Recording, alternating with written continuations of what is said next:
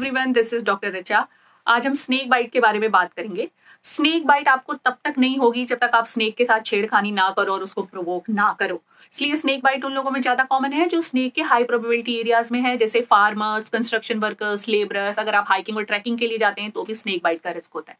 ऐसे तो स्नेक्स की बहुत सारी स्पीसीज है, इंडिया में मोर देन 300 स्पीसीज आइडेंटिफाई है, लेकिन 4 मोस्ट कॉमन स्पीसीज हैं जिनकी वजह से सबसे ज्यादा डेथ होती है। ये है cobra, Russell viper, saw scaled wiper और क्रैट।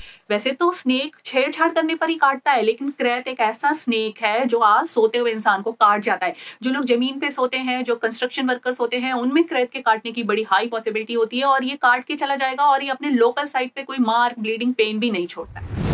स्नेक बाइट में क्या होता है, क्यों मरीज की स्नेक बाइट की वजह से डेथ हो जाती है, इसको समझने के लिए सबसे पहले हम समझते हैं वेनम, जहर क्या चीज है स्नेक का। ये जो स्नेक वेनम होता है इसमें बहुत सारे एंजाइम्स होते हैं। ये एंजाइम्स हमारे शरीर में सेल्स की डेथ कराते हैं। तो ये लोकल साइट जहां उसने काटा वहां पे सेल्स की डेथ कराएंगे, इसके बाद ये ब्लड के थ्रू जाएंगे और अलग अलग ऑर्गन्स में सेलुलर डेथ करके उसको अफेक्ट करेंगे। तो स्नेक बाइट के जो साइन सिम्टम्स हैं वो एक लोकल होते हैं कि मरीज को उस जगह पे क्या हुआ जहां स्नेक बाइट हुई, और दूसरे उस वजह से होते हैं कि जब वो वेनम हमारे ब्लड में चला गया तो हमारे शरीर में क्या हुआ। लोकल साइंस में क्या होगा कि आपको फ्लैंक मार्क दिखेगा उस काटी हुई जगह में, वहां पे सूजन होगी, वहां से ब्लीडिंग हो रही होगी, वहां पेन हो रहा होगा। कई स्नेक्स जैसे क्रैट मैंने स्टार्टिंग में बताया, इससे कई बार कोई भी लोकल साइंस नहीं आ रहे होते और कोबरा के काटने से लोकल साइन इतने ज्यादा एग्रेसिव हो जाते हैं कि मरीज का पूरा पैर, हाथ, जो भी लिम्ब होगा वो सूज के टेंस हो जाता है और वहां पे ब्लड फ्लो होना बंद हो जाता है। वो इतना टेंस हो चुका होता है, धीरे धीरे वो एरिया सड़ने या खराब होने लगता है। तो कई बार कोबरा की काटने की वजह से मरीज का वो लिम्ब ऑपरेट तक करना पड़ जाता है। अब शरीर में क्या होगा जब वो वेनम हमारे ब्लड में चला जाएगा। तो ऐसे तो मरीज आपको कंप्लेन करेगा कि उसे चक्कर से आ रहे हैं, उसकी आंखों के सामने धुंधला हो रहा है, उल्टी हो रही है, पेट दर्द हो रहा है, थकान लग रही है, हाथ पैरों में झुंझुनी हो रही है, बुखार हो रहा है। लेकिन ये तो जनरल सिम्टम्स है, लेकिन अगर आप अच्छे से समझोगे तो अलग अलग स्नेक के काटने से अलग अलग तरीके के सिम्टम्स होते हैं। तो स्नेक जनरली 2 तरीके के होते हैं। एक वो जो न्यूरोटॉक्सिक होते हैं, मतलब जिनका जहर हमारे ब्रेन को अफेक्ट करता है, और दूसरे जो कार्डियोटॉक्सिक होते हैं जिनका जहर हमारे हार्ट को अफेक्ट करता है। तो जो न्यूरोटॉक्सिक स्नेक्स हैं उसमें क्रैट और कोबरा आते हैं। तो क्या होता है, न्यूरोटॉक्सिसिटी क्या चीज है, कैसे ये ब्रेन को अफेक्ट करते हैं। ये क्या होता है कि जैसे ही वो वेनम आपके ब्लड में जाएगा वो हमारे शरीर की हर एक मसल को पैरालाइज करना शुरू कर देगा। तो मरीज को धुंधला दिखने लगेगा, धीरे धीरे डिप्लोपिया, मतलब आंखों से हर ऑब्जेक्ट 2-3 दिखेगा क्योंकि आंखों की मसल को इन्वॉल्व कर रहा है। फिर मरीज को खाना खाने में परेशानी होने लगेगी, बोलने में परेशानी होने लगेगी, धीरे धीरे उसके हाथ पैर में झुनझुनी और कमजोरी आने लगेगी, और ये धीरे धीरे हमारी सांस लेने की मसल्स को इन्वॉल्व कर देगा। मरीज सांस नहीं ले पाएगा और उसकी अल्टीमेटली डेथ हो जाएगी। ये हुआ हमारा न्यूरोटॉक्सिक स्नेक। और जो कार्डियोटॉक्सिक स्नेक होता है जो हमारे हार्ट को इन्वॉल्व करता है, वाइपर, उसमें क्या होता है, उसमें मरीज का ब्लड प्रेशर कम होने लगता है, उसे चक्कर आने लगते हैं, उसकी किडनी फेल होने लगती है, उसको जगह जगह से ब्लीडिंग होने लगती है शरीर में, उसके शरीर में धब्बे जिसे पेटाइचियल रेसिस कहते हैं वो बनने लगते हैं। मरीज अल्टीमेटली शॉक में चला जाता है और उसकी डेथ हो जाती है। स्नेक बाइट का ट्रीटमेंट क्या है? स्नेक बाइट ट्रीटमेंट में हम एएसवी, एंटी स्नेक वेनम देते हैं। सबसे इंपॉर्टेंट बात कि आप जितना जल्दी एएसवी दोगे मरीज के, उतने ज्यादा चांसेस होंगे सरवाइव करने के। तो ये एएसवी, एंटी स्नेक वेनम क्या चीज है? नाम ही बता रहा है, एंटी यानी अगेंस्ट, स्नेक वेनम यानी सांप के जहर के। तो ये इसमें क्या करते हैं, सबसे पहले सांप के मिल्किंग करके वेनम बाहर निकालते हैं। आपने वेनम निकाल लिया, ये इंस्टीट्यूट होते हैं इंडिया में बहुत सारे हैं जो ये प्रोसेस करते हैं एएसवी बनाने की। वो वेनम बाहर निकालने के बाद में उसे डाइल्यूट किया जाता है, पतला किया जाता है। उसके बाद वो दूसरे जानवरों में, हॉर्स में, शीप में, गोट में इंजेक्ट करते हैं। अब जब दूसरे जानवर के शरीर में वेनम आएगा तो उसकी बॉडी कुछ रिस्पॉन्स शो करेगी और वो उस वेनम के अगेंस्ट एंटीबॉडीज बनाएगी। अब हम उस जानवर का ब्लड या फिर जिसको हम सिरम कहते हैं वो लेते हैं, उसमें से एंटीबॉडीज निकालते हैं और वो ह्यूमन को या इंसान को स्नेक बाइट होने पर ट्रांसफर करते हैं। अब ये एंटीबॉडीज क्या करती हैं कि जो भी वेनम शरीर में आया है उसको बाइंड करके उसको न्यूट्रलाइज कर देंगी।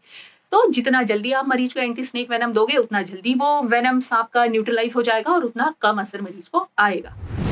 ये जो एंटी स्नेक वेनम बनता है ये इन्हीं 4 स्पीसीज के स्नेक्स के वेनम के थ्रू बनता है, krait, Russell viper, saw scaled viper and cobra, क्योंकि इन्हीं चारों की वजह से हाईएस्ट मोर्टेलिटी है। तो इंडिया में जो भी एएसवी अवेलेबल है, जिसे हम पॉलीवेलेंट एएसवी कहते हैं, वो इन्हीं 4 जाति के सांपों के जहर से बना हुआ है।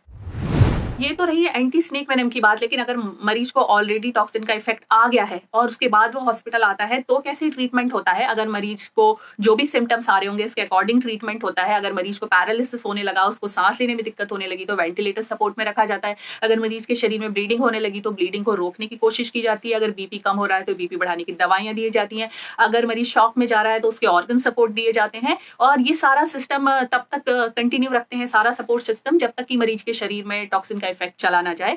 ये जो न्यूरोटॉक्सिक मींस ब्रेन को अफेक्ट करने वाले पॉइजन होते हैं, इसमें जनरली मरीज सर्वाइव करता है क्योंकि वेंटिलेटरी सपोर्ट पे रख दिया, जैसे ही मरीज का वेनम का इफेक्ट उसके शरीर से गया उसे हम बाहर निकाल लेते हैं, वो ठीक हो जाता है। ज्यादातर डेथ जो मरीज की होती है वो वास्कुलोटॉक्सिन या कार्डिक टॉक्सिक वेनम की वजह से होती हैं, क्योंकि इसमें एक बार ब्लीडिंग हो गई, किडनी फेल हो गई तो जनरली उसे मैनेज कर पाना डिफिकल्ट हो जाता है। अब आपको क्या करना है और क्या नहीं करना है, तो सबसे पहले हम जानते हैं कि आपको क्या करना है अगर आपके सामने किसी को स्नेक बाइट होता है। सबसे पहले आप उसे रीअश्योर करें कि 70% ऑफ स्नेक बाइट बिना जहर वाले सांपों की वजह से होती है, और जो 30% पॉइजनस स्नेक है जिनकी वजह से स्नेक बाइट हो रही है उसमें से भी सिर्फ 50% स्नेक्स ही अपना वेनम इंजेक्ट करते हैं। तो जो भी ओवरऑल स्नेक बाइट होती है उसमें से सिर्फ 15% है जिसमें मरीज को टॉक्सिसिटी या सांप का जहर उसके शरीर में एंटर करेगा।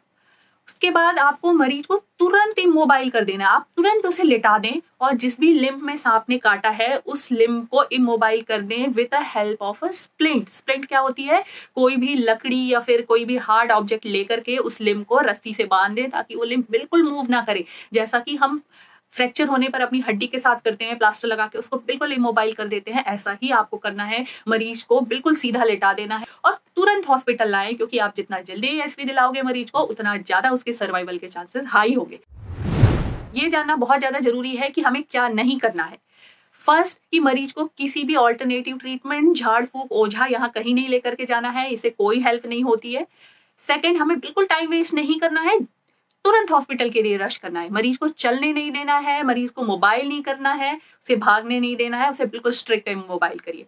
जहां पर स्नेक बाइट हुई है उस एरिया को काटना या फिर वो वेनम सक करना, ऐसा आपको कुछ भी नहीं करना है। बाइट वाले एरिया के ऊपर कोई भी टाइट कपड़ा, रस्सी ऐसा कुछ नहीं बांधना है। ऐसा करने से मरीज को हार्म होता है, यहाँ तक कि वहाँ ब्लड सप्लाई और कम हो जाती है और वो एरिया और डिस्ट्रॉय होने लगता है। मरीज को अल्कोहल या शराब बिल्कुल नहीं देनी है। अगर आप उसे अल्कोहल दे दोगे तो जो वेनम है वो और स्पीड से ब्लड में रिलीज होने लगेगा और मरीज और गंभीर हो जाएगा।